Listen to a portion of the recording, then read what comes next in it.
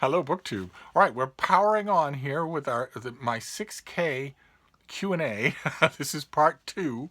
You people asked a lot of great questions, so I did part 1, and it was a huge video. Now we're going to do part 2. We'll try and make this 2 videos, not go to 3. But I've got pages and pages of questions here, and I am a bit talkative. So we'll just move right on here. So James Holder asks, how is my Robert E. Howard project coming along? And I confess, right off the top of the head, I'm thinking of 2 different answers here. I'm not sure which Robert E. Howard project he means. I am writing a Robert E. Howard-esque story, a serialized story for Matt at Paperback Junkie has a great old style fantasy and horror fanzine called Weird Mask, and I'm doing a serialized story there called The Red Bishop. That's one possible thing that James Holder could be thinking of. The other thing is that I mentioned that I had a commission piece, a large commission piece on Conan the Barbarian for a periodical, and that is sort of in limbo. I haven't heard back from the editor. I've done a bit of the work, but it's going to be a long piece. I don't want to do it. I don't care about money. I don't want to do it if the editor is no longer interested, or if the editor is no longer editor. If it's that I've amassed a huge amount of material, and I know the opening. Of course, you got to know the opening if you're going to do anything. But I haven't progressed on that at all. And if that doesn't work for the periodical that bespoke it, then I will do it for Open Letters. So it won't be wasted. We'll still do it. And let's see here. He has other questions. Yes. Okay. Can I recommend any recent ancient histories before Rome? Well, yes. You're going to have to be a little more specific than that. Yes, I can, but we can correspond. That is too big a question. How do I organize my books, and how often do I rearrange them? Those are his final questions. And I organize my books. It's maddening when an organization-minded person comes and looks at my books. They are appalled. There is some organization, like for instance, all the biographies are together, all the history is together. Most of the science fiction is together. The mass market paperbacks are together. Most of the romances are together. The romances actually almost fill one whole bookcase. But and the workbooks, there's a bookcase that is divided by month for forthcoming books. That I guess you could call organization. But most of it is just a mishmash. I know where everything is. And I know where everything is, despite the fact that, along lines of the second question, I do often rearrange things.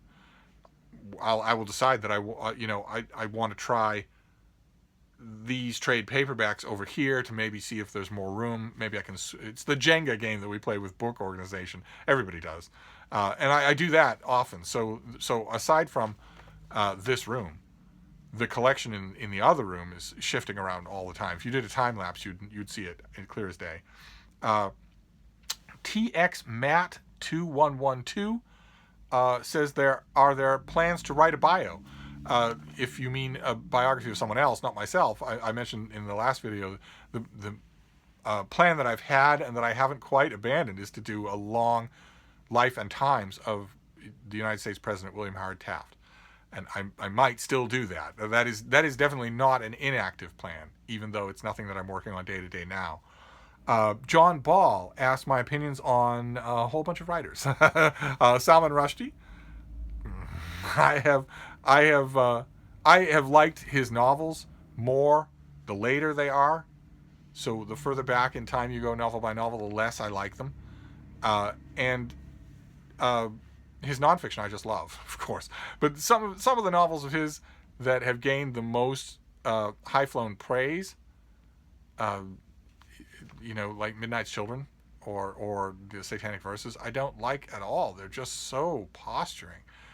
It's only later that I think that sort of wears off, or Rushdie's priorities change, and that starts to not happen quite as much. Then the next author is Orson Scott Card. I think Orson Scott Card is mostly great. He can sometimes, very rarely, write out his tuchus. So no idea, no real characters, just a word count, a contract that he just has to fulfill.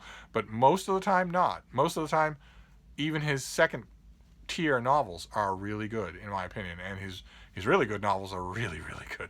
I like a few of the Enders books. I love the Alvin Maker series. Generally positive for his output. Who are the others here? Oscar Wilde. I know it's heresy, but his stuff, even his most famous stuff, even the stuff that's most beloved, has always struck me as so mannered, so pinky in the air, self-aware of itself, that I just it's just not what I want. It's not what I want, especially from Irish authors. I don't. It just strikes me as too rarefied. It's never struck me as anything. It struck me so much always as something that I am clearly supposed to love by the author, that I just don't want to do it. There's not the element of unconsciousness that I really need. But again, I like his nonfiction a little bit better than I like his fiction. And the last author is Thomas Pynchon, and I think Pynchon is brilliant, with one exception only. with one exception only. One time where he decided to do something weird for him, normal for anyone else, where he decided to write one little novel of his, recent novel of his, didn't work for me at all. But all the others, the big door stoppers, the small door stoppers, the ones where he is working out reality on the page, love them.